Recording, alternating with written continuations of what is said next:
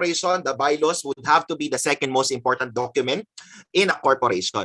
The bylaws, as a short definition for bylaws, this will contain the internal rules of government of a particular corporation. This will spell out the relationship between the stockholders amongst themselves, the stockholders and the corporate officers and the directors, and the directors and the stockholders. No, kaya lahat ng governed ng bylaws will be the conduct and duties of the people composing the corporation itself. Na? Kaya nga, kung nanonood kayo ng Suits, di ba, ang goal nila lagi ay paano paaalisin yung managing partner or paano sila magiging managing partner or named partner, kailangan laging tinitingnan yung bylaws. No? Ganon din pagdating sa corporation. Kasi nga, lahat ng rules concerning the relationship of the stockholders, corporate officers, and directors between and amongst themselves will be governed by the bylaws. No? Doon lahat yan papasok. Okay? So, the adoption of the bylaws can either be made pre-incorporation, which means prior to the incorporation of the corporation itself, where the required concurrence will be all of the incorporators, and it has to be submitted together with the articles of incorporation. However, the bylaws may also be adopted even after incorporation already, in which case the required vote will be majority, no? As we have mentioned a while ago, of the outstanding capital stock. Although requirement na supposedly ipasa yan within 1 month after the receipt of the incorporation or certificate of registration. Kasi kung hindi, ground daw yan in order to suspend or revoke the corporate franchise. Pero hindi naman automatic revocation. Take note, however, that under the revised corporation code, no, tinanggal niya na yung period na 1 month. Okay? Pag ang adoption ng bylaws will be after incorporation already. No? So, as it appears, and tinanggal din siya sa grounds in order to revoke the franchise of the corporation, it would appear now that the non-submission within a 1 month period will no longer be a ground to revoke the franchise of the corporation, which means tinanggal ang deadline. No? So the deadline for the the submission of the bylaws with the SEC will now be dependent on SEC rules kasi wala nang deadline under the law. Although, sa totoong buhay and procedurally, we actually do submit the bylaws prior to incorporation. No? Kasama na rin sa articles para isang approval na lang because the bylaws will only be effective after it has been approved by the SEC. Kaya in practice, no, we do submit the bylaws together with the articles for practical purposes. Okay? Pero yung amendment, again, ang naging pagbabago lang, tinanggal yung deadline. Now, as it appears, there is no longer a deadline now to submit the bylaws if it will be adopted after incorporation. Okay. Now, with regards to amendments, we have mentioned a while ago already that there are 2 modes by which the corporation can amend the bylaws. Number 1 is by majority vote of the directors and a concurrence of the majority vote of the outstanding capital stocks in a meeting called for that purpose, whether regular or special meeting. Now, on the other hand, however, the stockholders may delegate the power to amend the bylaws to the board of directors so they can do it by themselves. But again, that delegation will require 2/3 of the outstanding capital stock, or in a non-stock corporation, 2/3 of the members.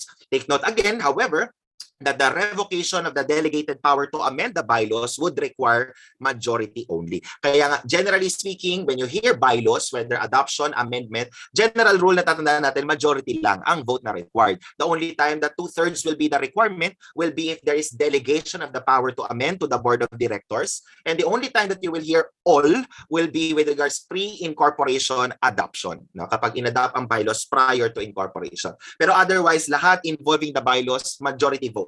No? Yun lang yung dalawang medyo kakaibang voting requirement.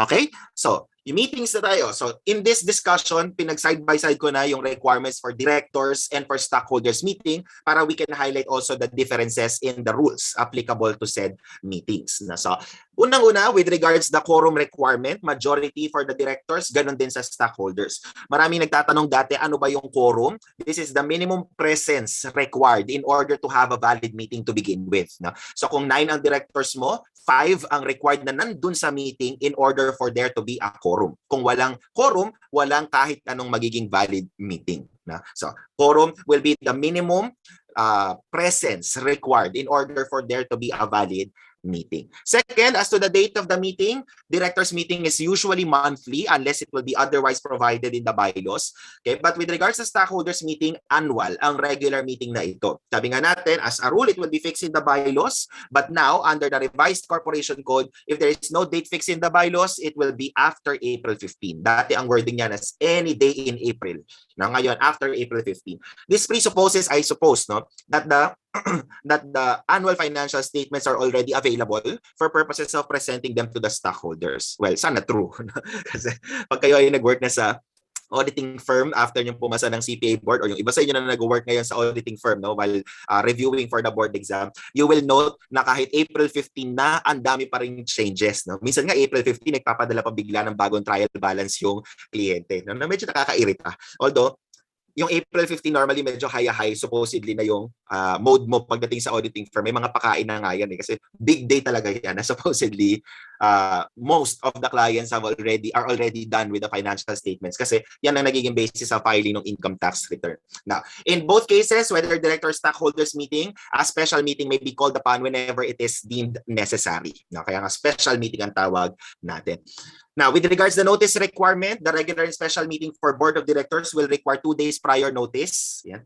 Kasi dati, before the revised corporation code, 1 day lamang ito. Ngayon, 2 days na ang requirement. And with regards to stockholders regular meeting, the notice must be given 21 days prior to the meeting, which used to be 2 weeks. No, dati ito 2 weeks from the old corporation code. But with regards to special meetings, only 1 week notice will suffice or as otherwise may be stated in the bylaws. Okay? Now, with regards to the place of meeting, the directors meeting can be literally anywhere. No? Kaya kung gusto nila mag-meeting sa Maldives, mag-meeting sa Paris, pwede yan. No? Or allowed by law, kahit sa labas ng Pilipinas. Except, of course, if the bylaws would provide otherwise. As opposed to a stockholders meeting, where the meeting will be conducted in the principal place of business itself. Ito na yung naging amendment. No? But if it is not practicable, it can be conducted in the city or municipality where the principal office is located. So kung kunwari, ang principal office mo ay nasa Philippine Stock Exchange Building sa Makati. Ayan.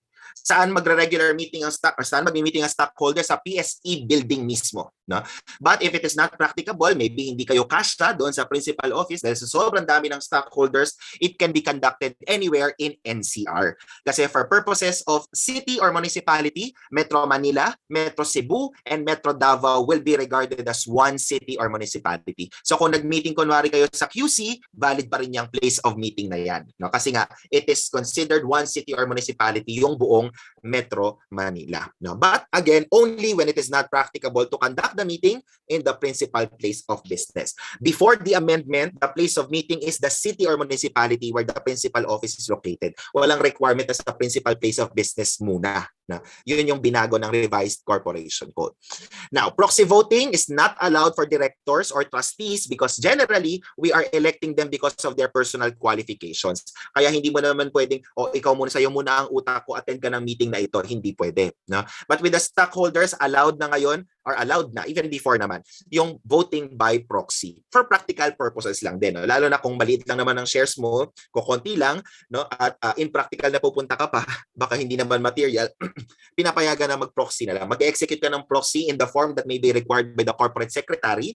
No? Tapos yun yung dadalhin ng magre-represent sa'yo sa meeting para yung boto niya kasama na rin yung shares mo kapag bumoto.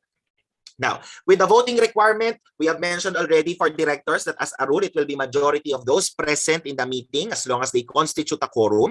Kaya kung kunwari 9 ang directors mo, 5 ang present, 3 lang ang voting requirement. Except with regards to the election of corporate officers, where the basis of the majority will be all of the members of the board, not just those who are present and constituting a quorum. Or whenever the bylaws would provide for a higher voting requirement, pero hindi pwedeng lower.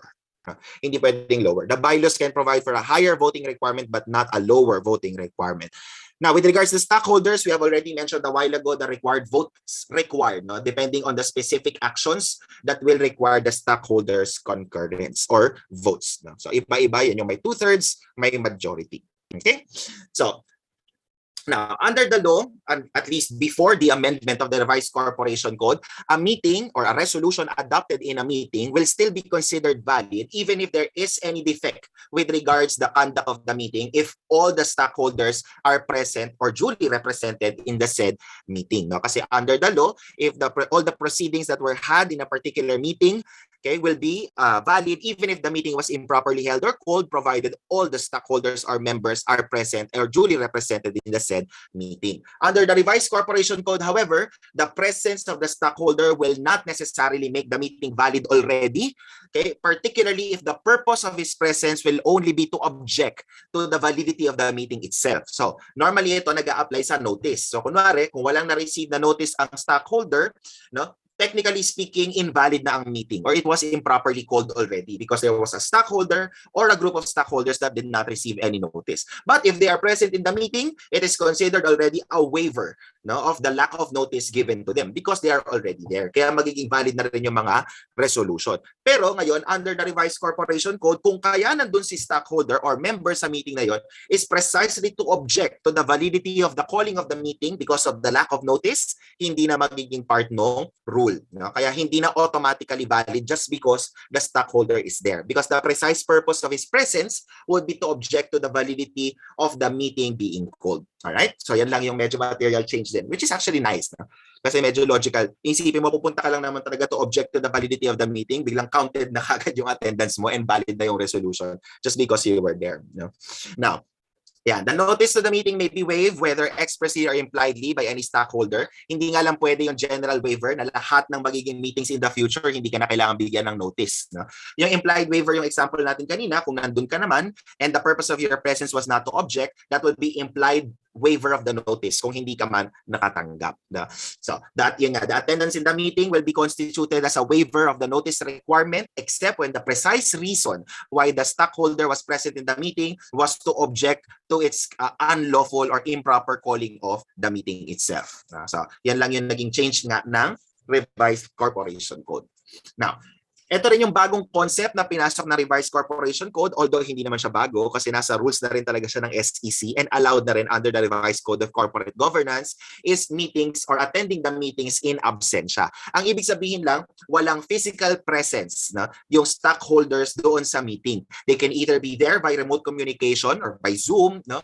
In which case they will be considered as present already in the meeting. Inaalaw na, no? Specifically under the revised corporation code. So in which case, yung directors or trustees may also be allowed already to attend the meeting in absentia, okay, kahit walang physical presence, either via video conferencing, teleconferencing, or any other alternative modes of communication. I just want to highlight that with regards to stockholders, kailan allowed ang stockholders to attend the meetings in absentia whenever the bylaws would provide for it, that they can attend the meeting in absentia, the majority vote of the board allows them to do so, or kahit wala yung 1 and 2, pero they are a corporation vested with public interest. So kahit wala sa bylaws, kahit walang majority vote ng board, pwede pa rin attend ng meeting in absentia if it is a corporation vested with public interest. Ang maganda ring nilinaw dito ng revised corporation code is that if you do attend the meeting in absentia, you will be counted for purposes of determining whether there is a quorum or not. No, so, kung nasa Zoom ka, bibilangin ka rin for purposes of determining kung merong quorum or wala. Okay? Now, we also have the stock and transfer book. Hindi na natin ito pakukomplikahin. A stock and transfer book contains all the records considering the transfer of the shares or any changes with regards to the ownership of the shares itself. So naka-indicate dyan yung mga stockholders, yung mga pangalan nila, which is alphabetically arranged, the amounts that they have already paid and the unpaid subscriptions made by the stockholders, and a statement with regards any transaction, no, concerning the shares of stock, whether it is by sale or transfer. Okay, and such other entries that the bylaws may also prescribe that should be indicated in the stock and transfer book. Ito nga lang, in relation to the meetings, it will be a requirement that the stock and transfer book must be closed already at least 20 days prior to the regular meetings or at least 7 days prior to special meetings. Ang purpose lang naman ito is that any transaction that will be conducted after notice is already given for the stockholders meeting will not alter who can attend the meeting. No?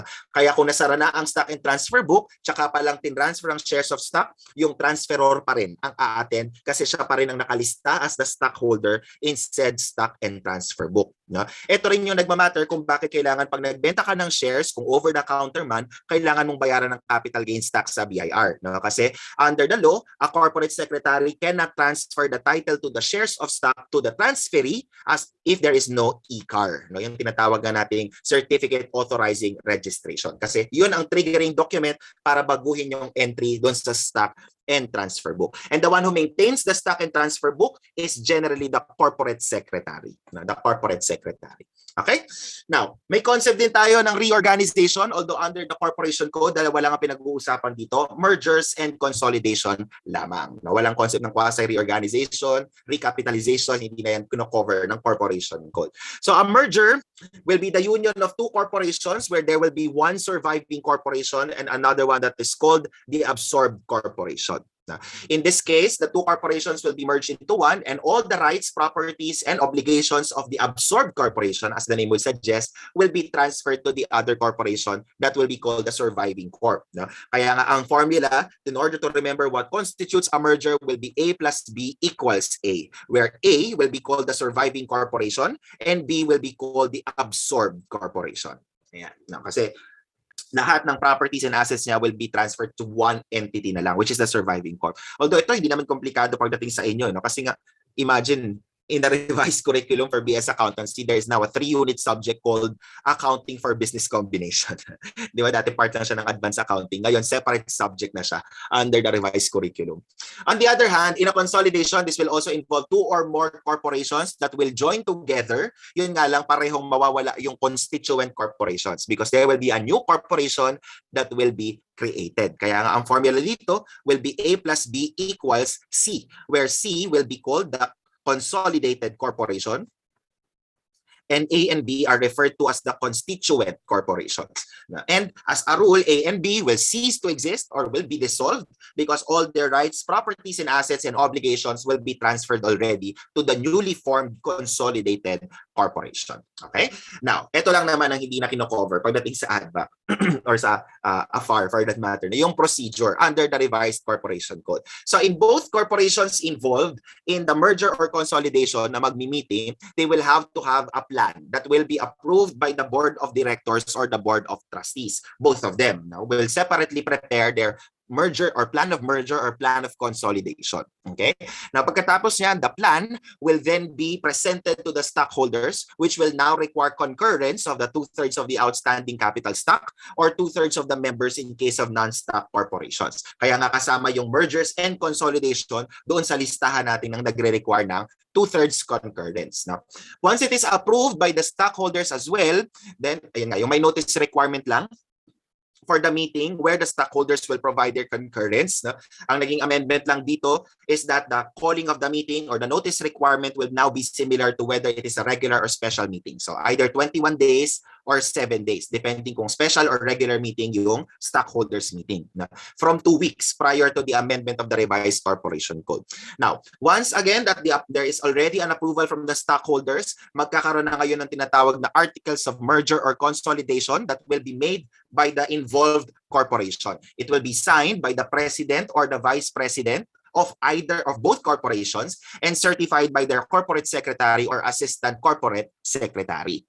Once the articles of merger consolidation has already been executed, it will then be submitted to the SEC for purposes of approval. And pagkatapos niyan, tsaka lang i-issue yung tinatawag nating certificate of merger or consolidation. Kaya nga sa corporation, hindi komplikado yung kailan nagsisimula kasi laging may certificate. No? Certificate of registration, certificate of merger consolidation, tsaka lang nag-take effect yung merger or consolidation. Kaya ganoon din pag dissolution, may certificate of dissolution din, di ba? So we will know when the merger consolidation will take effect. Hindi na kailangan pa ng approval ng iba pang government agencies. No? Unlike in one Supreme Court case, yung nagkaroon ng merger and the unused input taxes of the absorbed corporation ginamit nung surviving corp. Dinisallow ni BIR saying that they did not provide notice to the BIR as to the merger or consolidation, kaya daw hindi pwedeng gamitin yung unused input taxes nung absorbed corp. Sabi ng Supreme Court, hindi yan requirement because the issuance of the certificate of merger on its own will make the merger effective already under the law. Okay? So, yan ang reckoning period on when the merger consolidation becomes effective. The issuance of the certificate of merger or consolidation. Now, what will be the effects of merger consolidation? Unang-una, isa na lang ang corporation that will exist after. In a merger, that is the surviving corp. In a consolidation, that will be the consolidated corporation. Okay. Now, aside from that, the corporate existence of the constituent corporations will also cease to exist, kaya nga magkakaroon ng dissolution, no, ng mga constituent corp. So sa merger, yan si absorbed corporation. Sa consolidation, that will be the constituent corporations, no, that will cease to exist under the law or will be considered as dissolved already. No? And more importantly, of course, all the rights, privileges, immunities, and powers of the absorbed or the constituent corporations in merger or consolidation respectively will be transferred now to the surviving corp or the consolidated corporation by operation of law. No? Pero take note that there will be no effect with regards the rights of the existing creditors. So kung kunwari secured by a mortgage yung isang creditor, no, yung obligation binana din ng surviving corp, then naka-attach pa rin yung security doon. No? Hindi magkakaroon ng impairment ng security or rights of the creditors just because there was a merger or consolidation. Ang catch lang din dito is that even if there is dissolution of the absorbed and constituent corporations, there will still be no liquidation. No, walang magiging liquidation kasi nga ililipat lang lahat doon sa surviving or consolidated corporation. All right? So those will be the effects of mergers or consolidation. Now, the amendment now under the revised corporation code concerning mergers or consolidation will be the contents of the articles na dapat kasama na yung carrying amount and fair value ng assets and liabilities, the method that will be used in the merger or consolidation of accounts of the companies, the provisional or pro forma values as merged or consolidated, no, kukumputin na agad, okay, yung magiging total assets and total liabilities ng surviving or consolidated corp and such other information that the SEC may prescribe. Yan lang naman ang binago aside from the notice requirement, no, na dating 2 weeks, ngayon depende na sa katulad na rin ng regular and special meeting. So ang binago lang din other than that will be the contents of the articles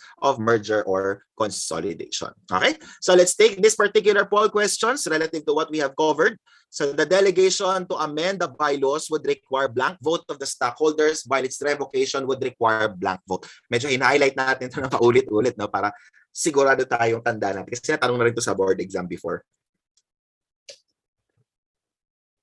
So yung chance na matanong ulit medyo mas mataas kasi same test bank pa rin. Kahit sinabi ng BOA supposedly that they will purge, no, the what do you call this? The test banks of the old questions, di ba? Hanggang ngayon nga may installment sales pa rin lumalabas sa AFAR. Hindi ko alam kung ano bang purging ang ginawa ng BOA. Kaya malay nyo, matanong ulit na. Yan, kaya nagiging catch. Kaya nga kahit may amendment na ng revised corporation code, binabanggit pa rin natin yung old rule kung sakasakali kasi na luma yung question na ma-encounter nyo. Pero ang general perspective daw, sabi ng BOA, is that we apply the new rules, no, or the new law applicable. Yun daw dapat kasi yun na daw dapat ang basis ng mga questions kasi nga tinanggal na daw nila yung mga luma. Di ba, daming daw. Ayoko na galing sa akin. Sige, let me end the poll there and share with you the results. So it will be letter D. Again, 2/3 to delegate, but to revoke the delegation, only a majority will be required. Okay? Number 27. So A Corp and B Corp agreed to a business combination. In this agreement, A Corp will absorb all the assets and liabilities of B Corp and the latter will cease to exist. Again, what form of reorganization was entered into by A and B Corporation? Yan, meron kayong mga, yan, yung mga may masteral na ng business combination. Meron ba sa inyo na inabot na yung new curriculum na 3 units ay business combi? Can I see a raise of hands? Meron na. Ba't ang haba ng discussion? Hindi ko imagine kasi dati portion lang siya ng ADVAC. So parang paano ba siya isi-stretch na isang buong subject siya for 1 sem na 3 units, di ba? Anyway, sige, I'll give 5 more seconds for the others. Okay, sige, let me end the poll there and share with you the results. So most of you got it correctly. This will be a merger. Again, kung merong absorbed corporation at merong surviving corporation or A plus B equals A, no, merger ang tawag natin. Pag dalawang corporation ang involved pero may new corporation that will be formed, that is the consolidation. Where the consolidated corporations will cease to exist and there will be one new consolidated corporation na lang. Okay? Now, number 28. The merger or consolidation will be deemed effective. Kailan nagkakaroon ng effectivity ang merger or consolidation? Ito yung sabi natin, ang reference natin pag corporation, generally, madaling tandaan ang effectivity kasi laging, yan.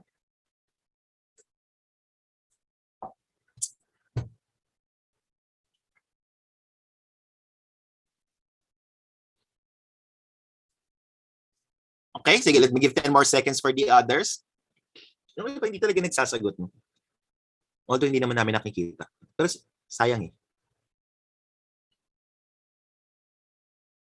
Although we do get 100 plus naman participants who are answering.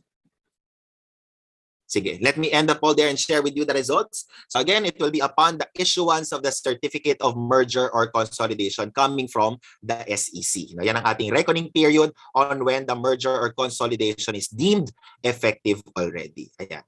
As a general rule, number 29, blank of the outstanding capital stock is required to constitute a quorum and majority vote of blank is the voting requirement.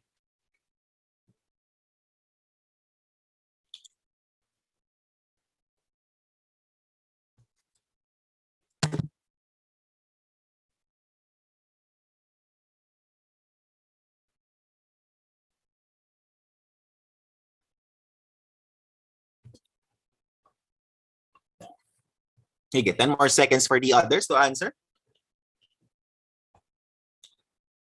Ano yung hyperacidity ko? Reklamo ng hyperacidity. Inom naman ng inom, no?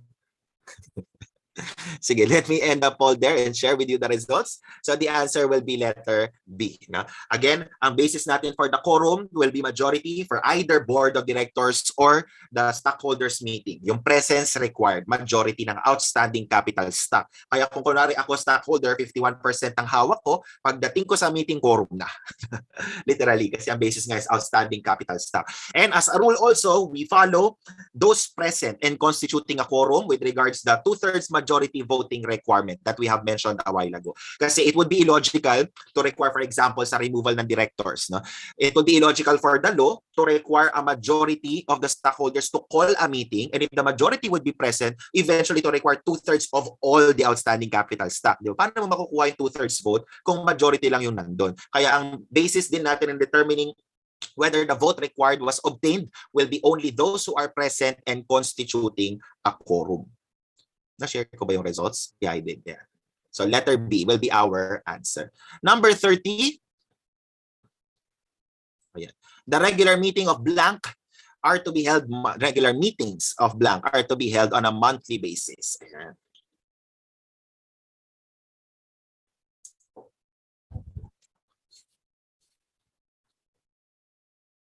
Last question natin to before tayo mag-break.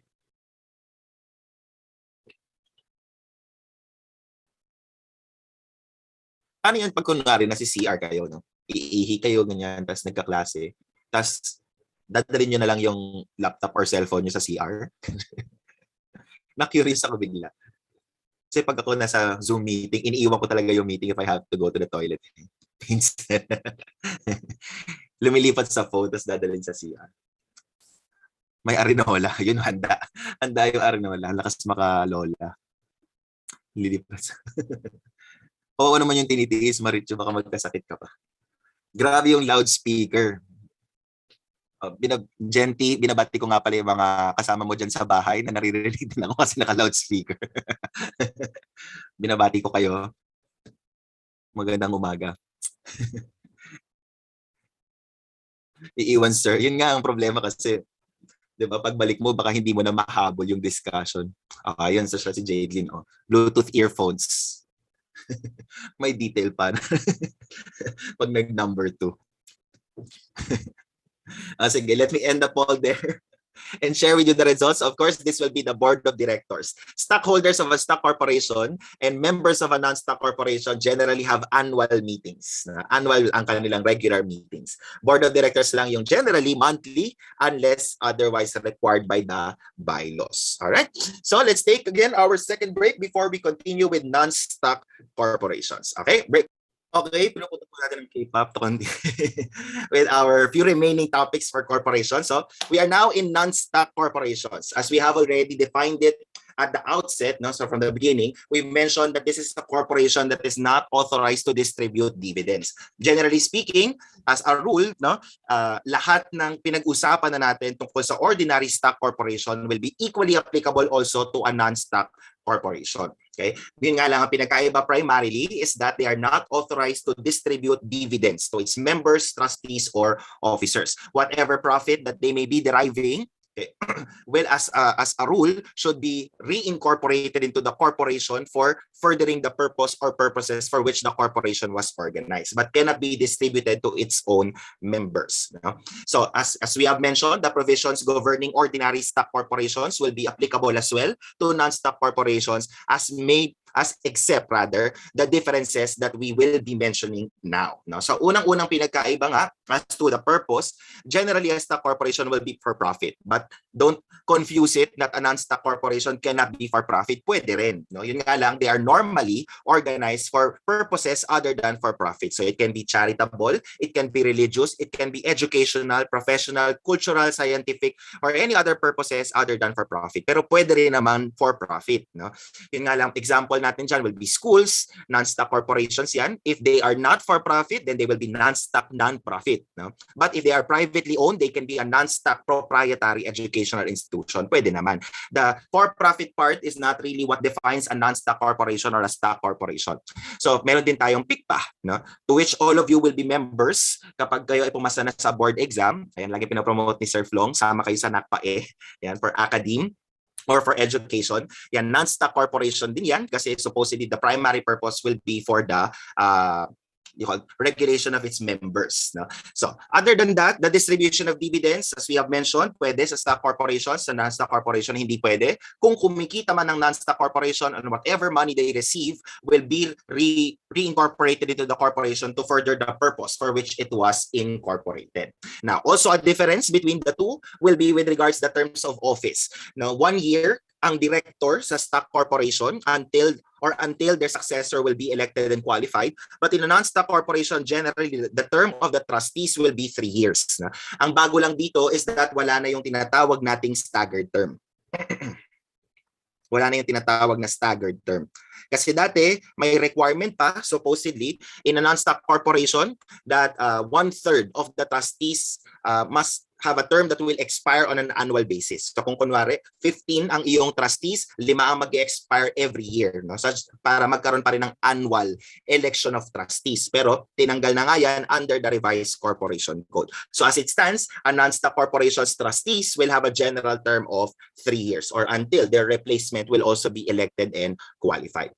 Now, in the voting as to stock corporations, a cumulative style of voting is generally allowed. We have already mentioned this before. No? Yun yung number of shares that you have multiplied by the number of directors to be elected. So as a general rule, that is allowed in stock corporations, even if it is not indicated in the bylaws or the articles, in order to allow the minority stockholders to have representation in the board of directors. Whereas in a non-stock corporation, as a general rule, straight voting lang. Kasi nga, ang generic idea in a non-stock corporation is that each member gets 1 vote. Kaya walang concept ng minority members. Kaya hindi rin naman talaga kailangan ng cumulative voting sa non-stock. But if they want to, they may authorize a cumulative voting style in the election of trustees if it is authorized by the bylaws or the articles of incorporation. But as a general rule, non-stock corporations will have straight voting only, as a general rule.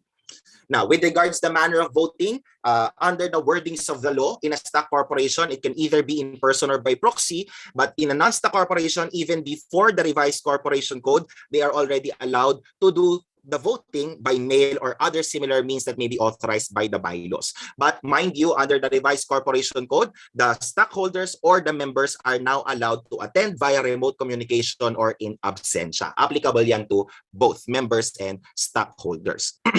With regards to transferability of shares, as a general rule, in a stock corporation, transferable unless nga sabi natin there are restrictions that are indicated in the articles of incorporation and the stock certificate. But in a non-stock corporation, Corporation, as a general rule, the membership of the members are personal in character and non-transferable. Ganito lang ang iisipin nyo dyan. No?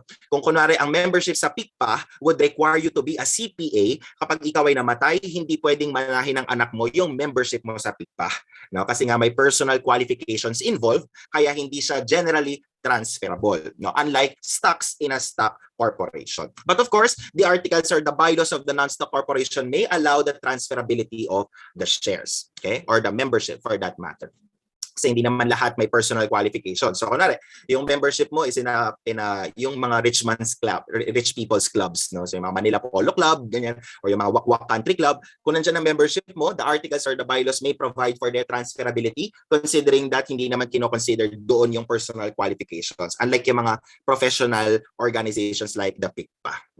Now, aside from that, the ownership requirement of a director in a stock corporation is that he owns at least one share to qualify as a director. In fact, yan na lang ang nag-iisang requirement that is maintained under the revised corporation code.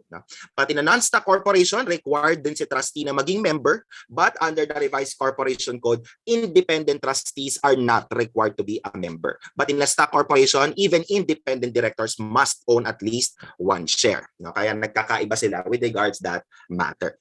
Now, as to the place of meeting, sabi natin in a stock corporation, the stockholders' annual meeting will be in the principal office. Unless it is not practicable, then it will be conducted in the city or municipality where the principal office is located. Unlike yung members ng non-stock corporation, the meeting can be conducted any place in the Philippines. So sa place of meeting, para lang masummarize natin, pag stockholders, principal office, unless not practicable nga, city or municipality where the principal office is located.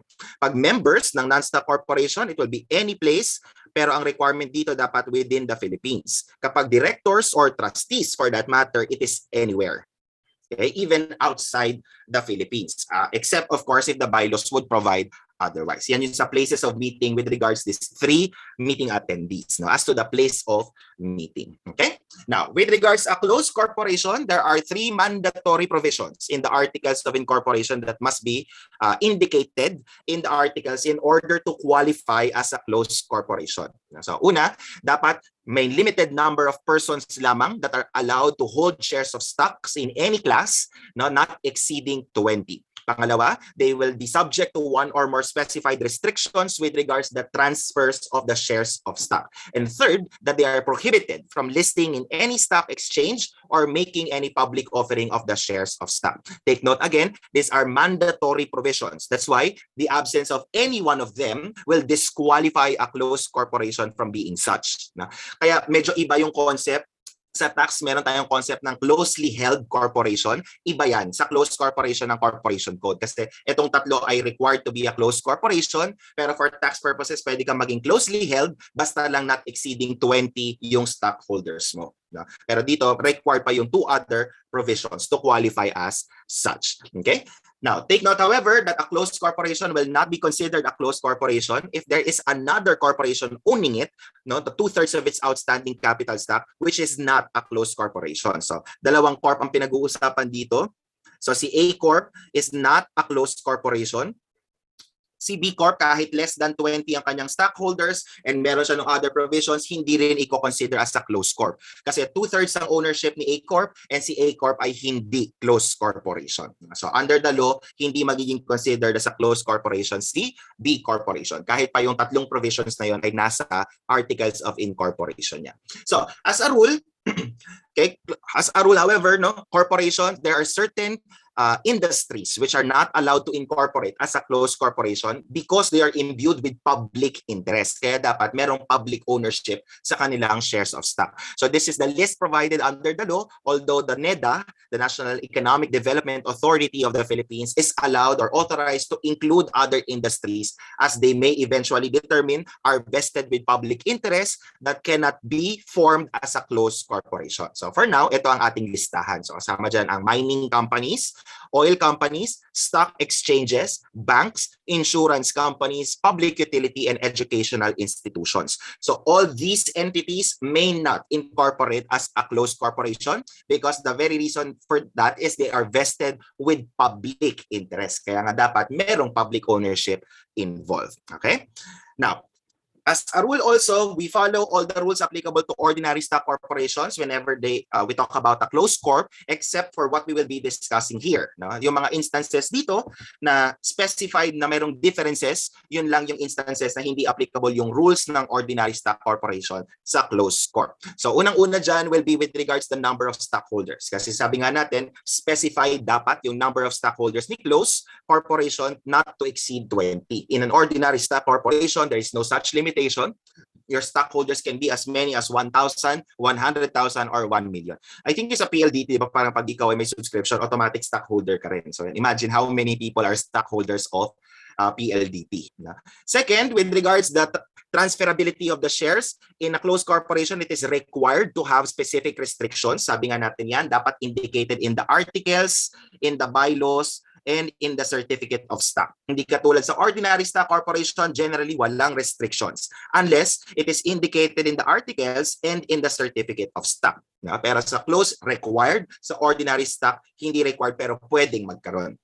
Pangatlong difference is that a closed corporation is prohibited from being listed in a stock exchange or offering their shares to the public, whereas in an ordinary stock corporation, there is no such prohibition.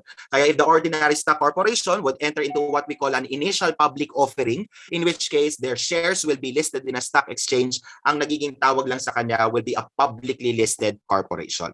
Pero hindi prohibited. If they want to, they can. Pero ang closed corporation, absolutely prohibited. We have already mentioned a while ago that these are the three provisions that are required to be indicated in the articles to validly constitute a closed corporation. The absence of one will disqualify the corporation from being classified as a closed corporation already. Okay? Other differences that you will note with regards the number of directors in a stock corporation. In an ordinary stock corporation, maximum 15. No? Yun lang ang nakalagay. Wala nang minimum required.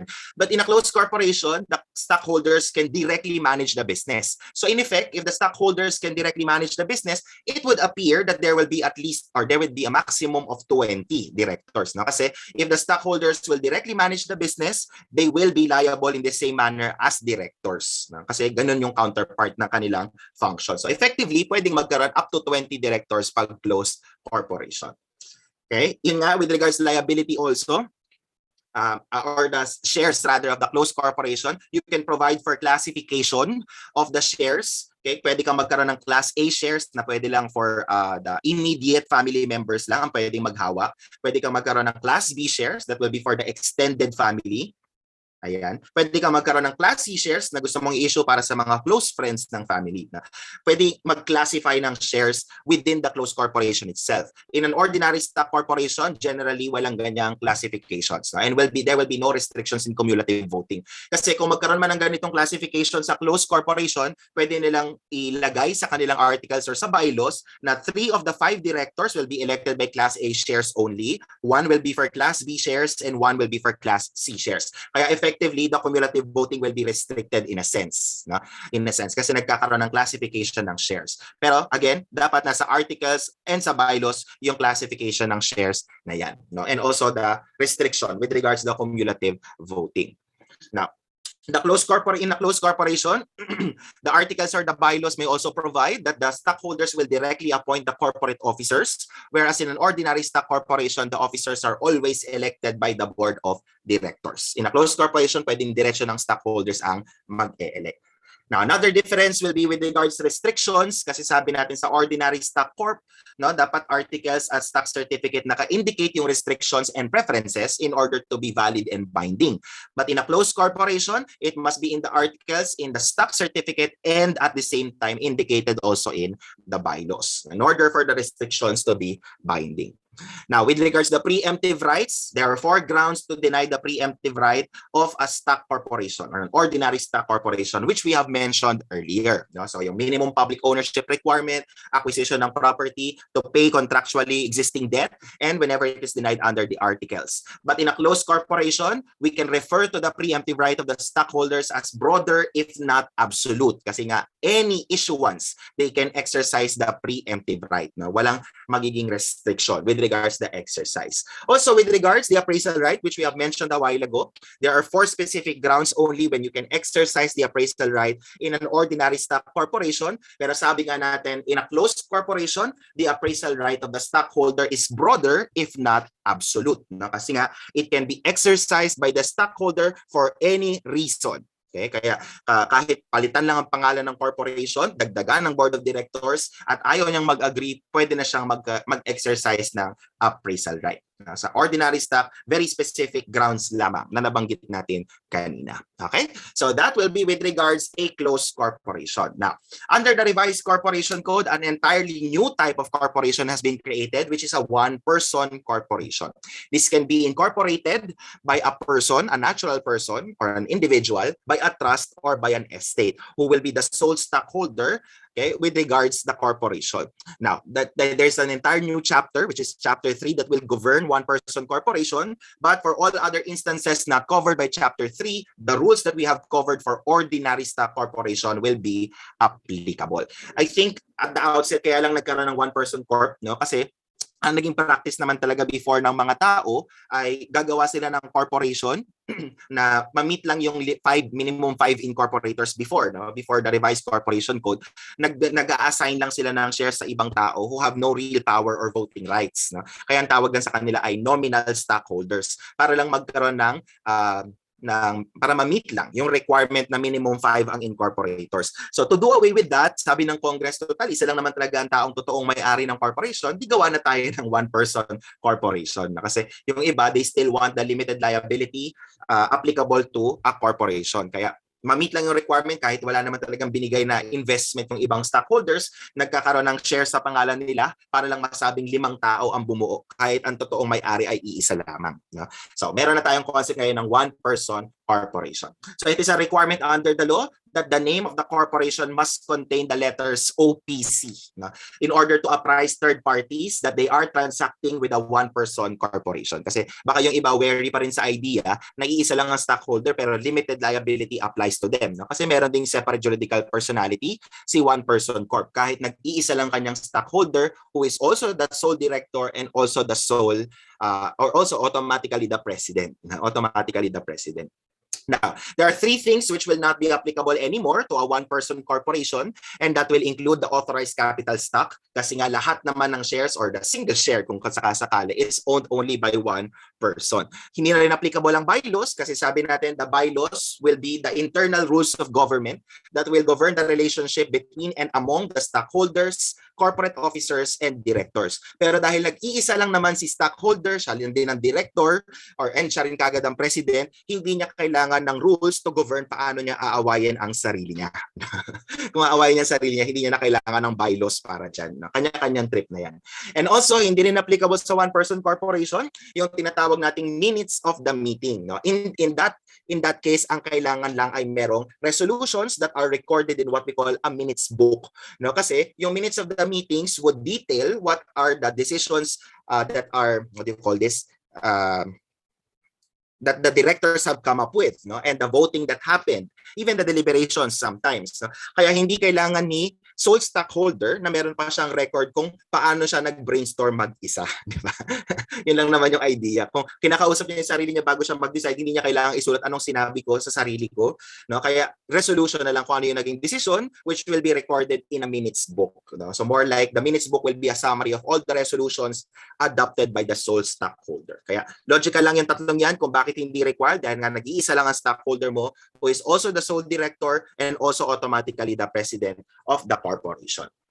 Now, there are, however, certain industries, no, which are not allowed to incorporate as a one-person corporation, and that will include banks, quasi-banks, pre-need, trust, insurance companies. So hindi sila pwedeng close, hindi rin sila pwedeng OPC. No? This has to be an ordinary corporation pa rin. Public and publicly listed companies, as we will discuss when we get to, what do you call this? Securities Regulations Code. A public company is one where the assets is at least 50 million pesos, no? And there are at least 200 shareholders holding at least 100 shares. So, babalikan natin yan when we get to SRC. And publicly listed companies are those that are listed in the stock exchange. Hindi rin pwede maging OPC, the non-chartered GOCCs, meaning these are government-owned and controlled corporations that are incorporated under the corporation code and not by special law. No, so hindi rin sila pwedeng OPC. And those engaged in the practice of profession. So kapag naging CPA ka na, no, or eventually maging CPA lawyer ka, hindi ka pwedeng maging OPC for purposes of practicing your profession, just to limit your liability. In fact, the practice of profession cannot be done through corporate means. Kaya kahit ang partnership, no, for practicing a profession, hindi rin pwedeng corporation ng kanilang business organization. They have to form a partnership for that. Okay? So ito yung 4 na bawal maging OPC. May nagtatanong dati dito, sir, bakit kanina sabi nyo merong natural persons pwede maging OPC, estate, and trust? When we talk about a trust, as an OPC, it is a separate arrangement, no, na meron kang grantor, meron kang grantee or trustee or fiduciary at merong beneficiary. No? It is a setup created by a grantor for the management of properties or assets in favor of the beneficiary. It's not a company on its own. In fact, for tax purposes, it is considered a separate taxable individual if the trust is irrevocable. No? Kaya magkaiba yung trust kanina sa trust company na pinagbabawalan na maging OPC. Okay?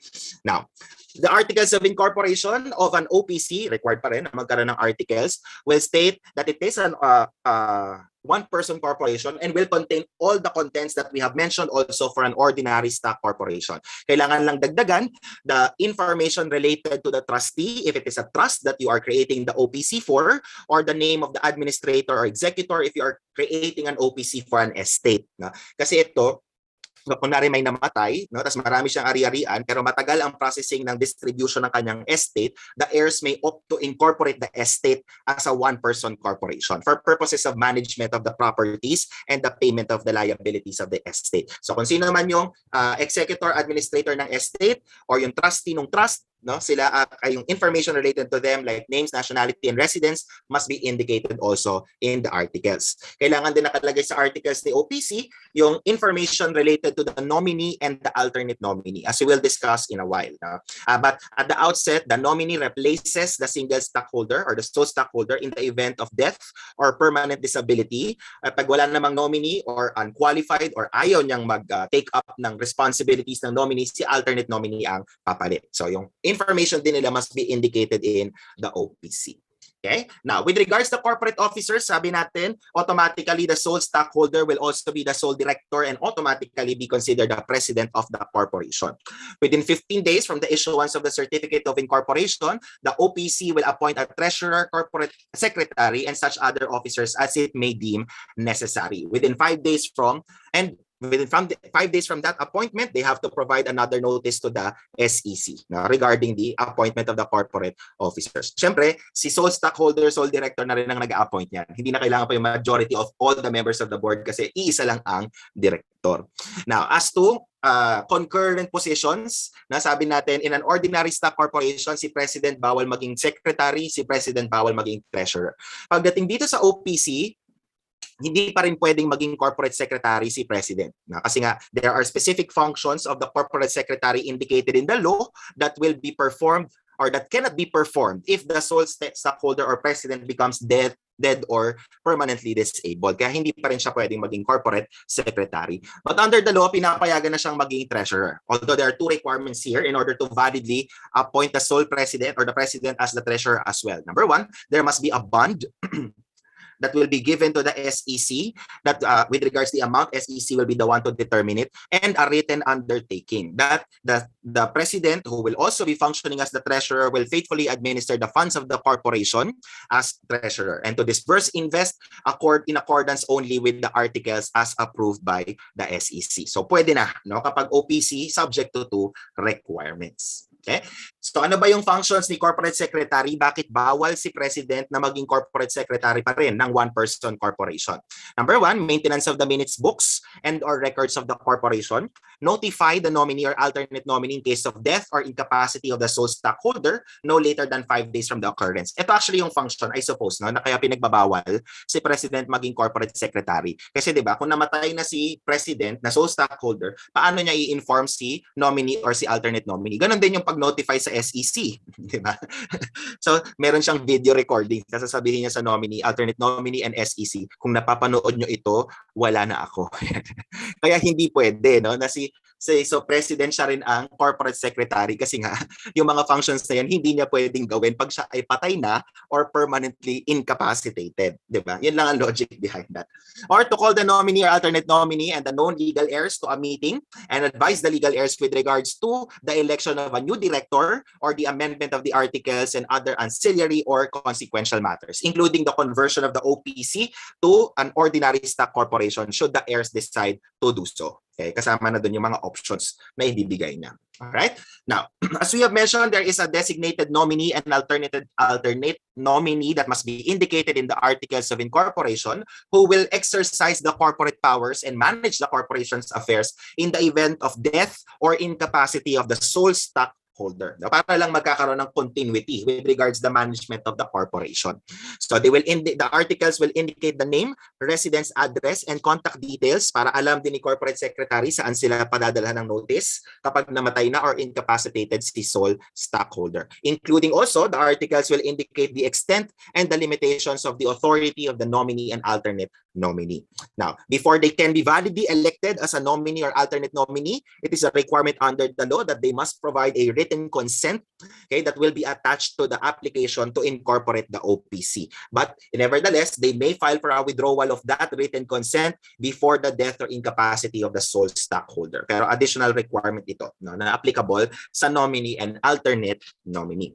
So, as to the term, if in case the incapacity of the sole stockholder is only temporary in character, kapag umokay na siya, no, by self-determination, mawawala na kagad yung authority ng nominee because the sole stockholder will resume the duties as the sole stockholder, sole director, and president.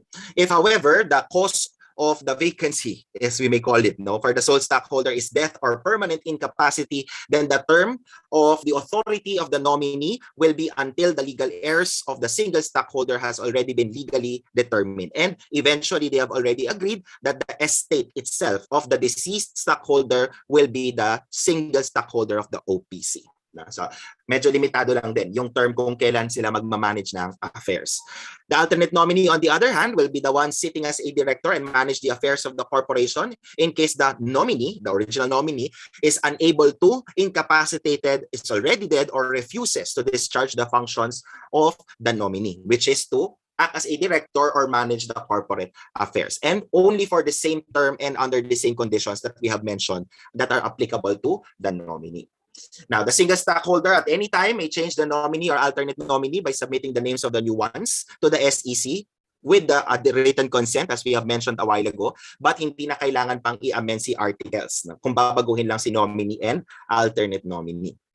Now, as we have mentioned, with regards to an OPC or a one-person corporation, applicable pa rin yung limited liability principle in the sense that the sole stockholder cannot be made liable beyond his capital contribution. Although ang requirement dito ng batas is that the sole stockholder must be able to prove that in the first place, the corporation was adequately financed, no, in order for the limited liability principle to apply. Nagkataon lang talaga na eventually ay nalugi. Yun yung premise. No? Pero at the outset, it was adequately financed when the corporation was formed.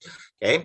If, however, the sole stockholder will not be able to prove that the property of the OPC is independent of that of his own personal property, then solidary liability will be created for the debts and liabilities of the OPC. In the sense that the sole stockholder may also be liable for those obligations.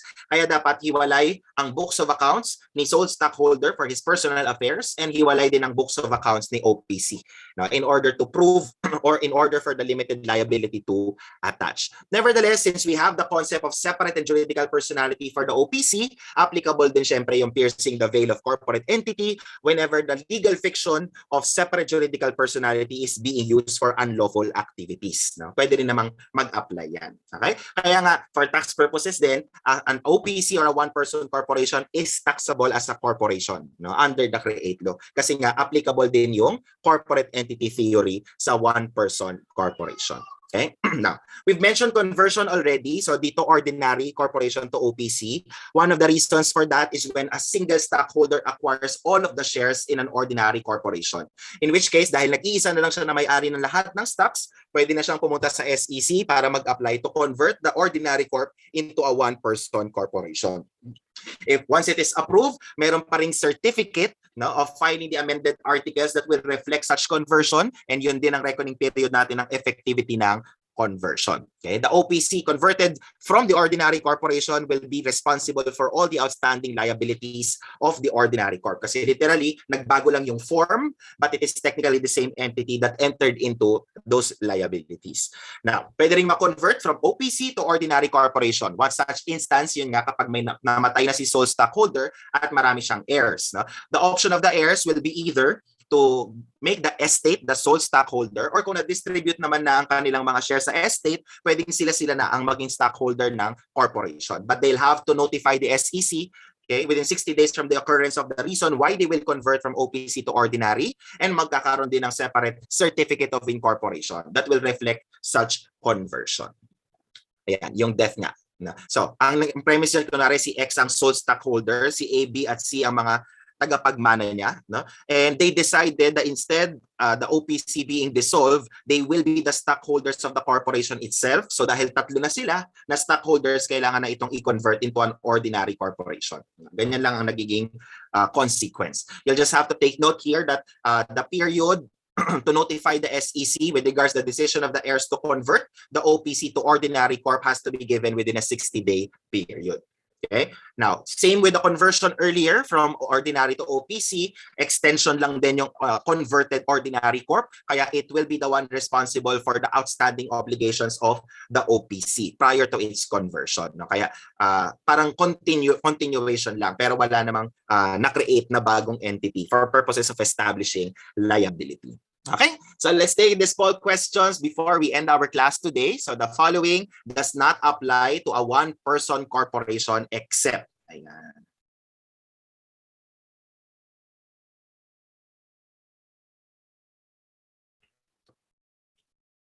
Banggit din natin yung kanina.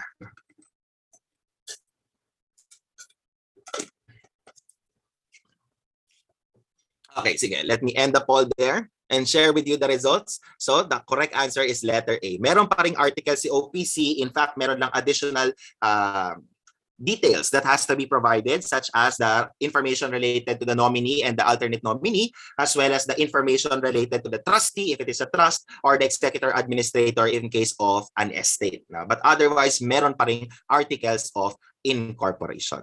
Bigay ko na lang yung sagot siguro, no? Huwag nating i-poll. So number 32, what will be the term of the nominee in case of temporary incapacity of the sole stockholder? Again, upon self-determination of the stockholder that he already regained capacity, the term of the nominee will cease already because the sole stockholder will resume his duties as the sole stockholder and director of the corporation. So number 32 would be letter B. Number 33, the place of meetings of members in a non-stock corporation will be anywhere in the Philippines. Yung letter A, applicable yan sa board of directors or trustees. Yung letter C, applicable sa stockholders, regular meeting, no? Or even special meeting. Except if it is not practicable to conduct it in the principal office, letter D ang applicable. Pero yung members ng non-stock, anywhere in the Philippines allowed. So kung gusto nila magpalawan for the meeting, walang problema. Sana makapag-travel na tayo soon. So letter number 33 would be letter B. Number 34, in order to be considered a closed corporation, the following are required to appear in the articles. Lahat po yan. Na? Yung limitation as to the number of stockholders, the restrictions for the transfer of shares, and the prohibition to list in a stock exchange or public offering of the stocks. Again, mawala lang isa, hindi na siya makaklasify as a closed corporation. So D ang sagot natin sa number 34. And number 35, which of the following business is allowed to incorporate as a closed corporation? That will be hospitals. Kasi wala siya dun sa listahan ng prohibition, those that are vested with public interest. At least the list that is indicated in the corporation code. So number 35 would be letter D. Okay? So we'll end there and continue with the rest of the topics for corporations and start with the Securities Regulations Code by next meeting. Okay? Maraming salamat sa inyong pag-attend again today. Stay safe everybody. God bless. No? And iwas-iwas muna sa contact sa iba. Medyo nakakatakot pa rin magka-COVID kahit sabihin nila na mild. Okay? Goodbye class. God bless and stay safe.